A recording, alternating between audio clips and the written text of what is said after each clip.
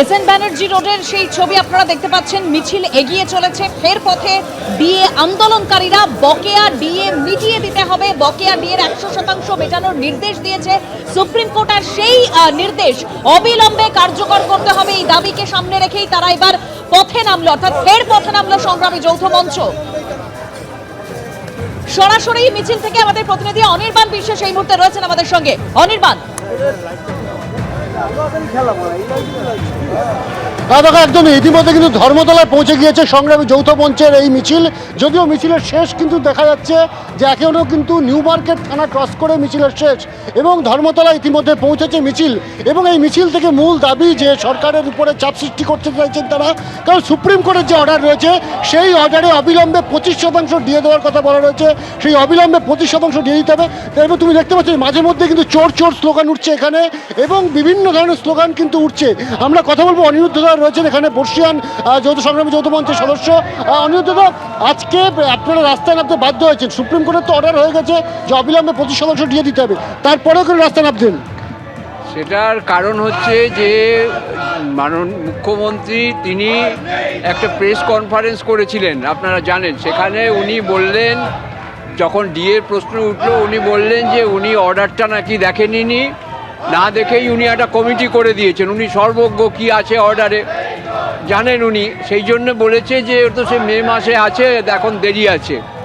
তো এই যে কথাটা, এই কথাটার মধ্যে দিয়েই স্পষ্ট যে উনি কোনো মহার্ঘ ভাতা, কোনো বকেয়া টাকা কিছু দেবেন না। সুপ্রিম কোর্ট যদিও বলেছে যে অবিলম্বে 25% দিতে হবে, কিন্তু উনি কোনো টাকা দেবেন না বলে এই চালাকি করছেন।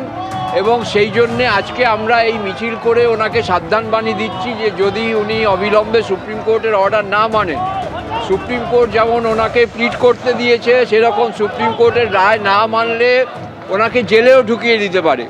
এবং যদি উনি এই মিছিল দেখেও সাবধান না হন, তাহলে আগামী দিনে আমরা এই সরকারকে অচল করে দেব। সামনে ভোট আছে এবং ইলেকশন কমিশনেও আছে। সুতরাং বিহারের এই উদাহরণ আছে, বিহারের কর্মচারীরা এইভাবে সরকার অচল করে তারা তাদের দাবি আদায় করেছিল।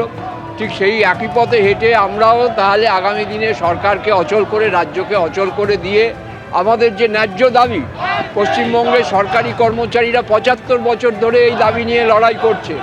এবং 75 বছর 52 সালে এই লড়াই আমাদের শুরু হয়েছিল বিধান রায়কে 2 টাকা ফেরত দিয়ে। আমার পূর্বসূরীরা করেছিলেন, 5 জনের চাকরি গেছিল, জিতেন দাস শর্মা সহ 5 জনের চাকরি গেছিল। এবং সেই যে চাকরি গেছিল তার সেই লড়াই সারা ভারতবর্ষে আজকে 80-র দশকে সেটা অধিকার হিসেবে স্বীকৃতি পেলেও এখনও পশ্চিমবঙ্গে সেটা হয়নি।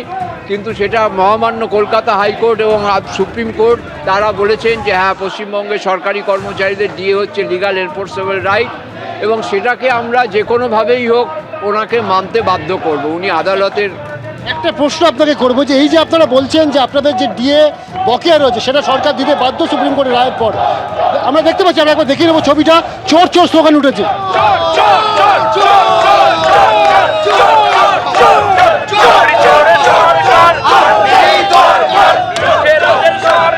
আমরা কথা বলবো আবার অনিরুদ্ধদার সঙ্গে। অনিরুদ্ধদা, একটা বিষয় সাধারণ মানুষের কাছে খুব কনফিউশনের বিষয়, সেটা হচ্ছে যে রাজ্য সরকার বাজেটে 4% ডিএ ঘোষণা করেছে। আপনাদের এই মুহূর্তে কেন্দ্রীয় সরকারের যে কর্মচারী আছে তাদের সঙ্গে ডিএর পার্থক্যটা কোথায়, এবং কত শতাংশ ডিএ বকেয়া রয়েছে, এই যে কনফিউশনটা যদি পরিষ্কার করে দেন। আমাদের সুপ্রিম কোর্টের রায়টা হচ্ছে 2009-এর যে রোপা তার বকেয়া নিয়ে, যেটা 12-14 বছর আগে সেই টাকাটা রাজ্য সরকার পেয়ে গেছে। সেই টাকার কোনো হিসেব নেই, সেই টাকা দেশে আছে কিনা আমাদের সন্দেহ আছে। এবং এই বর্তমানে 2019-এর যে রোপা, সেখানে আমাদের যে 40% মহার্ঘ ভাতা পাওনা, তার মধ্যে 4% দেওয়া আছে। রাজ্যের মুখ্যমন্ত্রী কথায় কথায় চিৎকার করে কেন্দ্রের কাছে 2 লক্ষ কোটি টাকা পাওনা। তা কেন্দ্র যদি এখন 2 কোটি টাকা দেয় উনি মেনে নেবেন? আমাদের 40 টাকা পাওনা, উনি 4 টাকা দিচ্ছেন, নাকি ছেলে খেলা করছেন? এবিপি আনন্দ, এগিয়ে থাকে, এগিয়ে রাখে।